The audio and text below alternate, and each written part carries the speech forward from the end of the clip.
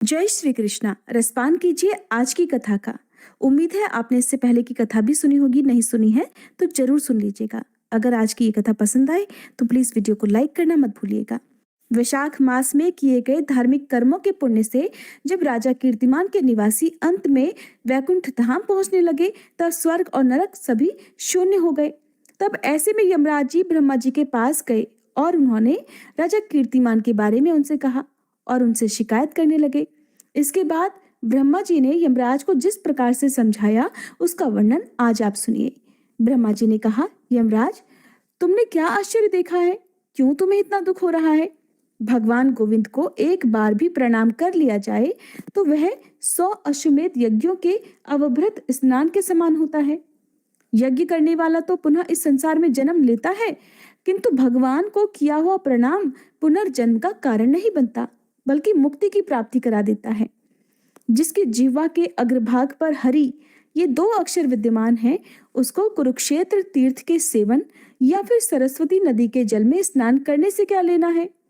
जो मृत्यु काल में भगवान विष्णु को याद करता है, वह अभक्ष्य भक्षण आदि से प्राप्त हुई पाप राशि का परित्याग करके भगवान विष्णु के सायुज्य को पाता है, क्योंकि भगवान विष्णु को अपना स्मरण बहुत ही प्रिय है। यमराज, इसी प्रकार वैशाख नामक मास भी भगवान विष्णु को प्रिय है, जिसके धर्म को श्रवण करने मात्र से ही मनुष्य सभी पापों से मुक्त हो जाता है।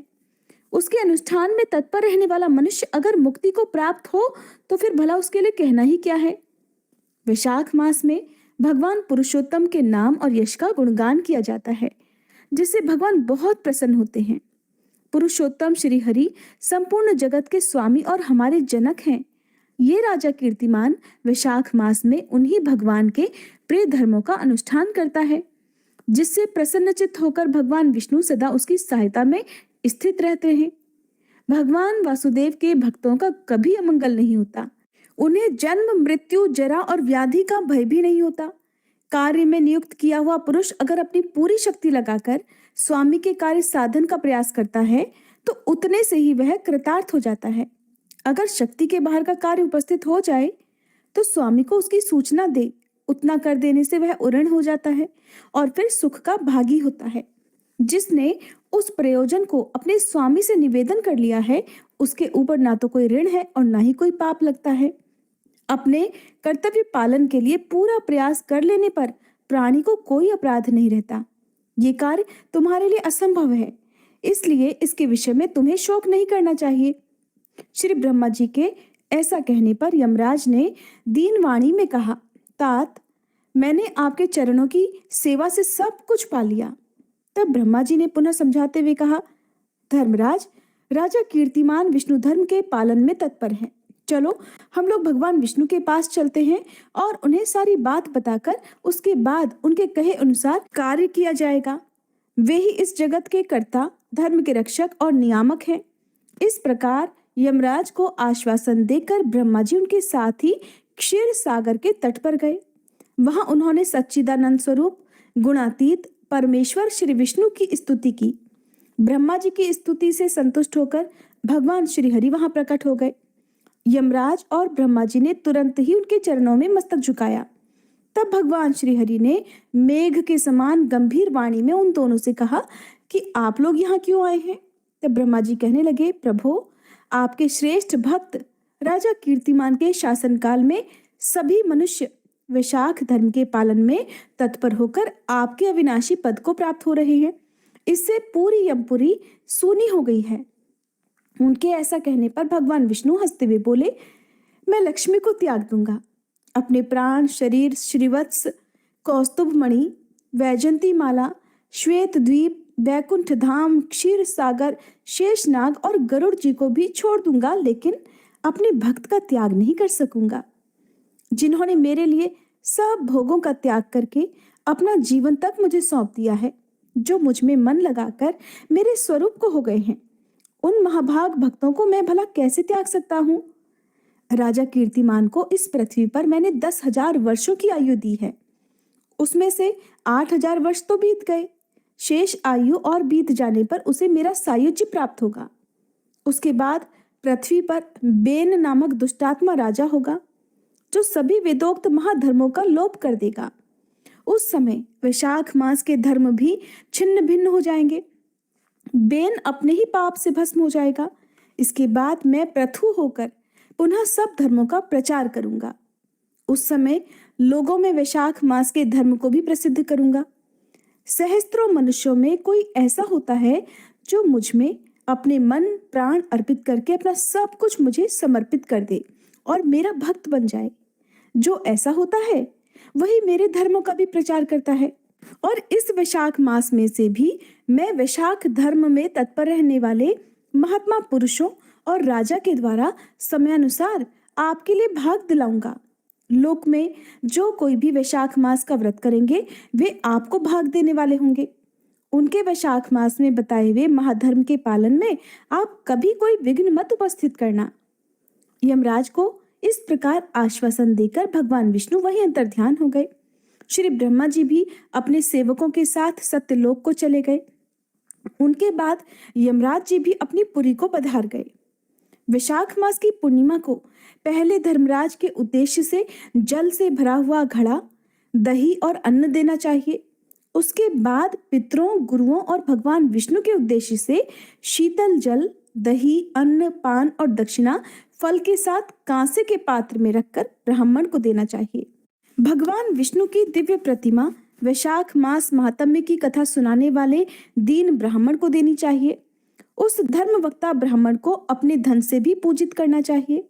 राजा कीर्तिमान ने सब कुछ उसी प्रकार किया।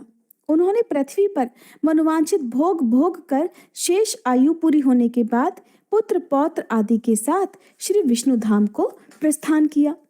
मिथिलापति ने कहा, हे महामते, दुरात्मा राजा बेन सबसे पहले स्वयंभू मनवंतर में हुआ था और ये राजा इक्ष्वाकु कुलभूषण कीर्तिमान वैवस्वत मनवंतर के व्यक्ति हैं। ये बात पहले मैंने आपके मुख से सुन रखी है, परंतु इस समय आपने और ही बात कही है कि ये राजा जब बैकुंठ चले जाएंगे उसके बाद राजा बेन उत्पन्न होगा। मेरे इस संशय को आप दूर कीजिए। तब श्रुतदेव जी ने कहा, राजन, पुराणों में जो विषमता प्रतीत होती है वह युग भेद और कल्प भेद की व्यवस्था के अनुसार है। किसी कल्प में ऐसा ही हुआ होगा कि पहले राजा कीर्तिमान और उसके बाद बेन हुआ होगा। इसलिए कहीं कथा में समय की विपरीतता को देखकर उसके अप्रामाणिक होने की आशंका कभी नहीं करनी चाहिए। श्रुतदेव जी बोले, मेष राशि में सूर्य के स्थित रहने पर जो वैशाख मास में प्रातःकाल स्नान करता है और भगवान विष्णु की पूजा करके इस कथा को सुनता है वह सभी पापों से मुक्त होकर भगवान विष्णु के परम धाम को प्राप्त होता है। इस विषय में एक प्राचीन इतिहास कहते हैं जो सभी पापों का नाशक, पवित्र कारक, धर्मानुकूल, वंदनीय और पुरातन है। गोदावरी के तट पर शुभ ब्रह्मेश्वर क्षेत्र में महर्षि दुर्वासा जी के 2 शिष्य रहते थे जो परमहंस, ब्रह्मनिष्ठ, उपनिषद विद्या में परिनिष्ठित और इच्छा रहित थे। वे भिक्षा में मिले हुए भोजन से ही अपना पेट भरा करते थे और पुण्यमय जीवन बिताते हुए गुफा में रहते थे। उनमें से एक का नाम था सत्यनिष्ठ और दूसरे का नाम था तपोनिष्ठ। वे इन्हीं नामों से तीनों लोकों में विख्यात थे। सत्यनिष्ठ सदा भगवान विष्णु की कथा में तत्पर रहते थे। जब कोई श्रोता या वक्ता नहीं होता था तब वे अपने नित्य कर्म किया करते थे। अगर कोई श्रोता उपस्थित होता तो वे उसे निरंतर भगवत कथा सुनाते और अगर कोई कथावाचक भगवान विष्णु की कल्याणमयी पवित्र कथा कहता तो वे अपने सभी कर्मों को समेटकर उसे सुनने में तत्पर होकर कथा को सुनने लगते थे। वे अत्यंत दूर के तीर्थों और देव मंदिरों को छोड़कर तथा कथा विरोधी कर्मों का परित्याग करके भगवान की दिव्य कथा सुनते और श्रोताओं को फिर बाद में स्वयं भी सुनाते थे। कथा समाप्त होने पर सत्यनिष्ठ अपना बाकी बचा हुआ कार्य पूरा किया करते थे। कथा सुनने वाले पुरुष को जन्म मृत्यु में संसार बंधन की प्राप्ति नहीं होती। उसके अंतःकरण की शुद्धि हो जाती है। भगवान विष्णु में जो अनुराग की कमी है वो दूर हो जाती है। उनके प्रति भक्ति गहरी और गाढ़ी हो जाती है। साथ ही साधु पुरुषों के प्रति सौहार्द बढ़ता है। कथा सुनकर मिले ज्ञान से मनुष्य भगवत चिंतन में समर्थ हो जाता है। श्रवण, ध्यान और मनन ये वेदों में अनेक प्रकार से बताया गया है। जहाँ भगवान विष्णु की कथा ना होती हो और जहाँ साधु पुरुष ना रहते हो वह स्थान साक्षात गंगा तट ही चाहे क्यों ना हो, निस्संदेह त्याग देने योग्य है। जिस देश में तुलसी नहीं है या फिर जहां भगवान विष्णु का मंदिर नहीं है, ऐसा स्थान रहने लायक नहीं है। ये निश्चय करके मुनिवर सत्यनिष्ठ सदा भगवान विष्णु की कथा और चिंतन में तत्पर रहा करते थे। दुर्वासा जी का दूसरा शिष्य तपोनिष्ठ दुराग्रह पूर्वक कर्म में तत्पर रहता था। वह भगवान की कथा को छोड़कर पहले अपना कर्म पूरा करने के लिए इधर उधर हट जाया करता था। कथा की अवहेलना से उसे बड़ा कष्ट उठाना पड़ा। आखिरकार कथा परायण सत्यनिष्ठ ने ही उसको संकट से उद्धार किया। जहां लोगों के पाप का नाश करने वाली भगवान विष्णु की पवित्र कथा होती है, वहां सब तीर्थ और अनेक प्रकार के क्षेत्र स्थित रहते हैं। जहां विष्णु कथा रूपी पुण्यमयी नदी बहती रहती है, उस देश में निवास करने वालों की मुक्ति उनके ही हाथ में है। पूर्व काल में पांचाल देश में पुरुयशा नामक एक राजा थे, जो पुण्यशील और बुद्धिमान राजा भूरियशा के पुत्र थे। पिता की मृत्यु के बाद पुरुयशा राज सिंहासन पर बैठे। वे धर्म की इच्छा रखने वाले, शूरता, उदारता आदि गुणों से संपन्न और धनुर्विद्या में प्रवीण थे। उन महामती राजा ने अपने धर्म के अनुसार पृथ्वी का पालन किया। कुछ समय के बाद राजा का सारा धन नष्ट हो गया। हाथी और घोड़े बड़े बड़े रोगों से पीड़ित होकर मर गए। उनके राज्य में ऐसा भारी अकाल पड़ा जो मनुष्यों का अत्यंत विनाश करने वाला था। पांचाल नरेश राजा पुरुयशा को निर्बल जानकर उनके शत्रुओं ने आक्रमण कर दिया और युद्ध में उनको जीत लिया। इसके बाद पराजित हुए राजा ने अपनी पत्नी शिखिणी के साथ पर्वत की कंदरा में प्रवेश किया। साथ में दासी आदि सेवकगण भी थे। इस प्रकार छिपे रहकर राजा मन ही मन सोचने लगे कि मेरी ये क्या अवस्था हो गई। मैं जन्म और कर्म से शुद्ध हूँ, माता और पिता के हित में तत्पर रहा हूँ, गुरु भक्त, उदार, ब्राह्मणों का सेवक, धर्म परायण, सब प्राणियों के प्रति दयालु, देव पूजक और जितेंद्रिय भी हूँ। फिर किस कर्म से मुझे ये विशेष दुख देने वाली दरिद्रता प्राप्त हुई है? किस कर्म से मेरी पराजय हुई और किस कर्म के फलस्वरूप मुझे ये वनवास मिला है? इस प्रकार चिंता से व्याकुल होकर राजा ने खिन्न मन से अपने सर्वज्ञ गुरु मुनिश्रेष्ठ याज और उपयाज का स्मरण किया। राजा के आह्वान करने पर दोनों बुद्धिमान मुनीश्वर वहां आए। उन्हें देखकर पांचाल प्रिय नरेश सहसा उठकर खड़े हो गए और बड़ी भक्ति के साथ गुरुदेव के चरणों में मस्तक रखकर प्रणाम किया। फिर वन में पैदा होने वाली शुभ सामग्रियों के द्वारा उन्होंने उन दोनों का पूजन किया और विनीत भाव से पूछा, विप्रवरों, मैं गुरु चरणों में भक्ति रखने वाला हूँ, मुझे किस कर्म से ये दरिद्रता, कोष हानि और शत्रुओं से पराजय मिली है? किस कारण से मेरा वनवास हुआ और मुझे अकेले रहना पड़ा है? मेरे ना कोई पुत्र है, ना भाई है, ना हितकारी मित्र ही हैं। मेरे द्वारा सुरक्षित राज्य में ये बड़ा भारी अकाल अचानक कैसे पड़ गया? ये सब बातें विस्तार पूर्वक मुझे बताइए। राजा के इस प्रकार पूछने पर वे दोनों मुनिश्रेष्ठ कुछ देर ध्यान मग्न होने के बाद इस प्रकार कहने लगे कि राजन, तुम पहले के 10 जन्मों तक महापापी व्याध अर्थात शिकारी रहे हो। तुम सब लोगों के प्रति क्रूर और हिंसा परायण थे। तुमने कभी लेश मात्र भी धर्म का अनुष्ठान नहीं किया। इंद्रिय संयम तथा मनोनिग्रह का तुम में सर्वथा अभाव था। तुम्हारी जिह्वा कभी भी किसी भी प्रकार भगवान विष्णु का नाम नहीं लेती थी।